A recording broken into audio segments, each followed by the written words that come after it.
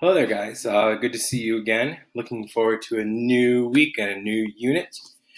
So today, we should all be on Tuesday, October 13th, right here. Okay.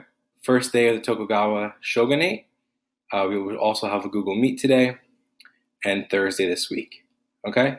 I want to highlight that we have a quiz coming up on the Thursday, the 29th. I will try to have all of my assessments on Thursdays so they don't overlap with other assessments in other classes, okay? So let's turn our eyes to Tokugawa, Japan. Oops, gotta get used to that again. Okay, we're off the coast of China over here. Japan is an island country, not on the mainland, so it is surrounded by water. That's how we should know that it is island, and it's actually an archipelago. It is a series of many islands. There are four main large ones, but thousands of other smaller ones around those four main ones. Okay, so some advantages of being an island is that you are easily accessible to trade. Your boundaries are pretty defined, so they're easy to defend. Some negatives or disadvantages is that if you only have a certain amount of land in the island, you have limited resources. There's only so much anything, whatever it is, that's in the mountains or that's in the fields. You can only produce a certain amount of food. You can only dig up a certain amount of metal. Or in Japan's case, they don't even have some of those things like iron or steel that they could make, or oil or coal. So to fuel something like the Industrial Revolution that we'll figure out later on, they have to act a certain way. They have to start taking over other places or paying lots of money for these other resources. Okay, we do see that there's actually a lot, even though they're an island and that sometimes you can be isolated on an island, there is a fair amount of cultural diffusion in this eastern part of Asia, particularly between China, Korea, and Japan. Korea acts as like a land bridge, even though it is technically not connected.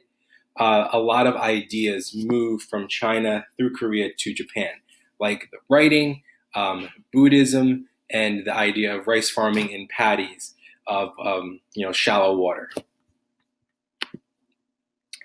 There are some things that we see that's actually fairly unique about Japan, but also unique about Europe.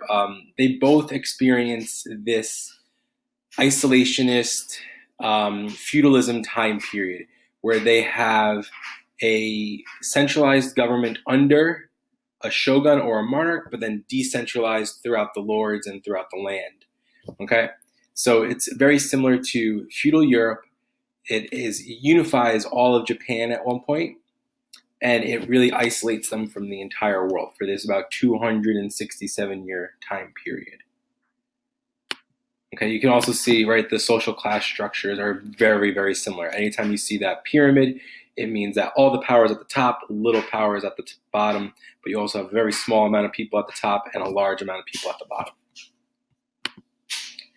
Okay, when you are isolated, you tend to develop a very unique culture.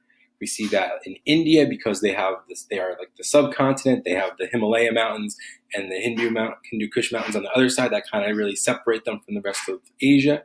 So they develop a very unique culture. The same with Japan, right? They have their own type of theater called kabuki theater. They're the only ones that have this type of poetry called the haiku until the rest of the world gets there. And they develop their own type of art, which is woodblock prints, which is a series of carving on wood, painting, carving again, painting, carving again. It's a very long and many-step process. But any of the artwork you see out of Japan is typically these wood carvings. One last thing, after the Shogun era or the Tokugawa era, we see the Meiji Restoration. This becomes super important later on. This is definitely right in the region's wheelhouse with the rapid modernization and westernization of Japan. It ends the shogun and samurai era. It actually kind of makes the samurai illegal. They begin to industrialize just like England, just like Germany, just like United States. They need a lot more resources. And remember, that since they are an island country, they only have a certain amount of resources available. So what they do, leading up into 1900 and 1905, and then up into World War II, they begin taking, right here is Japan in the middle, right here. They begin taking over other parts of Asia, like Korea, Manchuria, and then all the way down almost to Australia. Okay, but that's getting a little bit ahead of ourselves. Just overall very broad intro to Japan in around the 1750 forward. Okay. Our work for today, tomorrow, and Thursday. First, I want you to watch this video. Okay. That is going to be pretty much what you're doing for today. You have then a very little bit of context. Watch the video, Geography of Japan. Okay, it's linked to YouTube. It is very quick. Writing's not that easy. Of course, there's an ad. We can skip the ad in a little bit. This just to show you sentence how long is it is. grammatically correct, but it's wordy and hard to read. All right, quick 5 minutes. China and Korea. Really just mainly explaining the archipelago. Let's talk And about it's a chain of some islands. these geographic features. Okay, Population density. Well, he does a better job than I would. And got a couple quick definitions for you about the geographic features of Japan. And what you are to do is basically finish these sentences. Right? Most of Japan is mountainous. Therefore, how did the Japanese people interact with the mountains, or what does it do for them, or what does it not do for them? Same with number 2. As an archipelago, Japan has an irregular coastline, which creates natural ports and harbors safe for ships to dock in. So, what does that mean? What does that mean for Japan? What does that allow them to do? Japan's neighboring countries are Korea and China. As a result, what takes place between these countries? As a result, right, we could probably talk about the cultural diffusion and whatnot. Okay, cultural diffusion takes place. For example, to me, what actually moves, right? The writing, religion, what are those, okay? So give me some specific examples. And that's it for Tuesday the 13th, okay? Mostly I want you to watch the video and just think about the geography of Japan and answer those 3 questions. Wednesday the 14th, a little bit more in depth, okay? So for today, we're going to start to begin to break down what historical context is. There's a little bit of reading, and it will roll over into tomorrow's work for the 15th as well. Okay, so today's objective, historical context, what was a shogunate? Directions, examine the image and read the text below, and then answer the questions that follow. So you are to just take a peek at these definitions, examine the Japanese feudal social class system with the shogun at top, the daimyo underneath with the large estates, the samurai is the warrior class, you have the peasants and artisans, and at the very bottom, the merchants. Okay, many East Asian societies, China and Japan, felt that merchants were at the bottom, even though they may have money, they were not seen to have created that money themselves, that they're just picking up and buying what other people have made and then selling it to someone else. They're like a middleman. They don't do it on their own. I guess that's one reason why they see them as just lower than farmers, peasants, and artisans. Like, while they may have more wealth than a farmer or an artisan, the merchants are not creating the food or farming the food or producing the food or producing the artwork or the horseshoes or whatever it is. Like, the artisans and the peasants are the ones that are creating. So they were at a little bit higher of a social class standing. Okay, so the 3 questions that you're going to be doing for this section, for each of the titles of people, the shogun, the samurai, the merchants, in the feudal system, identify if a person with that title would support the feudal system in Japan and explain why or why not. So would the shogun support this feudal system? I think yes, he would. If you think yes, no, or maybe. Why would they think that? the shogun would support the feudal system because they have absolute power and their families would enjoy status and wealth for a long time. Okay, so please do the next two on your own, the samurai and the merchants. To finish up today, we're going to look at two short documents, again, to help gain context about the Tokugawa Shogunate, specifically with these three ideas in mind. How do they gain power? How do they consolidate power? And how do they maintain power? You're going to read through two documents, okay, and identify if the shogun were using these strategies to gain, consolidate, or maintain power. Here are some definitions to help you along. Gaining power is the process of getting it and expanding power, okay? Consolidating power is the process of taking control from other people who also have power. So kind of like when one empire conquers another empire. Maintaining power is the process of keeping the power that you already have. Okay, so document 1 is the Sankin Kotai, or hostage system, which was included as part of the warrior class laws. So I'll read this one for you. Alternate residence duty, or Sankin Kotai, was a system developed in the Warring States period and perfected by the Tokugawa Shogunate. In essence, the system demanded simply that the daimyo reside in the Tokugawa castle at Edo for periods of time. Now, Edo is what Tokyo eventually becomes. Okay, that was a city. It was called Edo at the time. Now it is called Tokyo.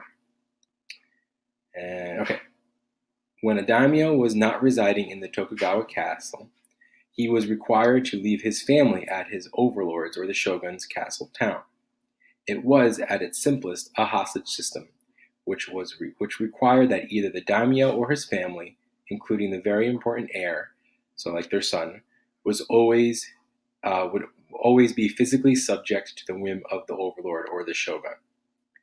So, in its essence, either the daimyo, so the father, would always have to be near the shogun in his castle, or his family would. So if the daimyo goes back to their own home out in the countryside, he would have to leave his family or son or the heir behind.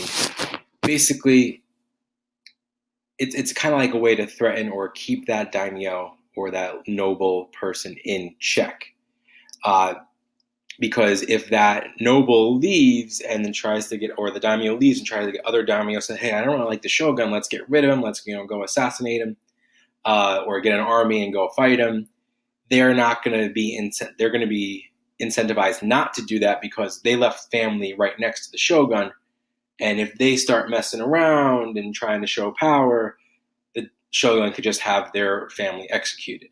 So this is a way, I believe, to maintain power.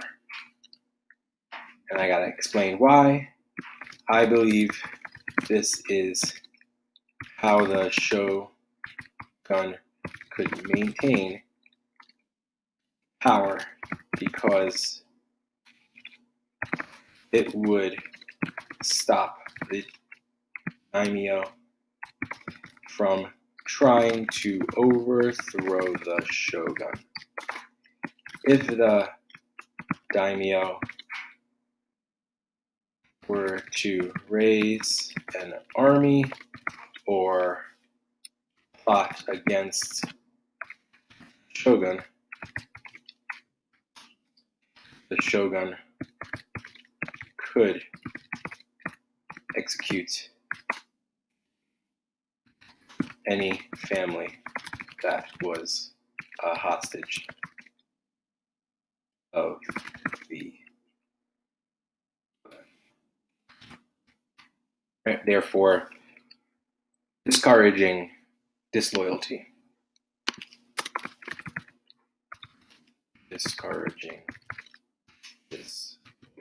Or betraying.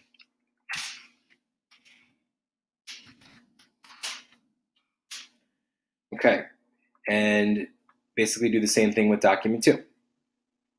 Read it, identify either they're gaining, consolidating, or maintaining power, and explain your reasoning for that. Okay, and that is what you're doing for Wednesday.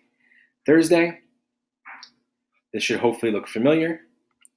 Basically, you're going to help answer the question and formulate a historical context, right? This is the first CRQ. It's always going to be to contextualize one of the documents. When you get, typically in the CRQs, you get 2 documents. For question 1, you have to contextualize. Question 2, they're going to ask about the point of view, usually of the second document. And in question 3 of the CRQ, you're going to be asked to do some kind of comparison. So similarity or differences or cause and effect relationship. So this is just an example of how you would build out the context of an event. Okay, the example is about the Mongolian Empire, which hopefully you kind of remember from last year. Right, you have to help identify the who, when, where is it taking place, how is it taking place, how is the empire building, or kind of whatever the question is asking you. And then you combine all these ideas together into a longer sentence. They can kind of be run-on sentences. They can be 2 sentences. Okay, it may only say like combined contextualization sentence, but you could totally make 2. It's just make sure you have all that information in there, okay? So that's what you're going to be doing today. Formulating the CRQ number 1, the historical context, okay, on Thursday the 15th. I included a word bank of words that you should use. You should definitely use all of them if possible, okay? So here is a document. This is the territory controlled by the Tokugawa Shogunate, all the yellow, from 1600 to 1868. Your task is to explain the historical context that led to the historical development depicted in the map, right? So they ask you the context of all this land that is occupied by the Tokugawa Shogunate. So who is it? It is the Tokugawa Shogunate. When is this happening? 1600 to 1868. Where? Japan, East Asia. Okay, give some context of where it is in the world. How are they doing it? Okay, so to help you with this, get all these hows, you may have to go up all the way into the feudal system, this little bit right here. You may have to pull from the geography, from the context of the anything that you've looked at the past couple of days. The video, the little bit of readings, and these 2 documents, right? Because we also have, right, either gaining, maintaining, or consolidating power. Okay, they're all on different things. So, right, you have conquering, uniting, and you have the hostage system, and you have, I think document 2 is about highways. Okay, so put that into a normal sentence, and then you are going to combine it all together here. Okay, this is what you get the points for. And that's it. Make sure you hit submit. Okay, you guys have a wonderful day, and I will see you on the Google Meets. Bye-bye.